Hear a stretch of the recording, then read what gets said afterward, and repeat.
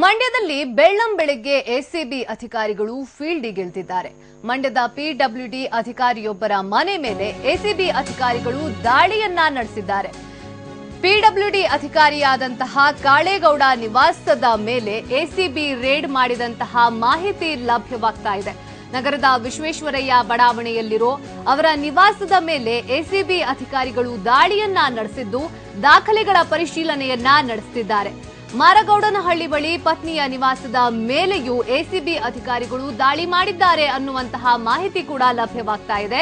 ಅಲ್ಲದೆ ಮೈಸೂರಿನ ಸಂಬಂಧಿಕರ ಮೇಲೆ ದಾಳಿ ನಡೆಸಿ ಪರಿಶೀಲನೆಯನ್ನ ನಡೆಸುತ್ತಿದ್ದಾರೆ.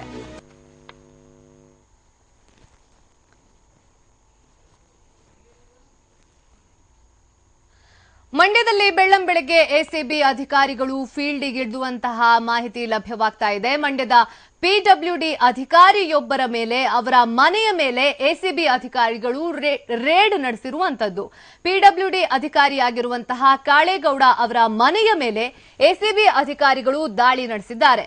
ನಗರದ ವಿಶ್ವೇಶ್ವರಯ್ಯ ಬಡಾವಣೆಯಲ್ಲಿರೋ ಅವರ ನಿವಾಸದ ಮೇಲೆ ಎಸಿಬಿ ಆಫೀಸರ್ಸ್ ದಾಳಿ ನಡೆಸಿದ್ದು ದಾಖಲೆಗಳ ಪರಿಶೀಲನೆಯನ್ನ ನಡೆಸುತ್ತಿದ್ದಾರೆ.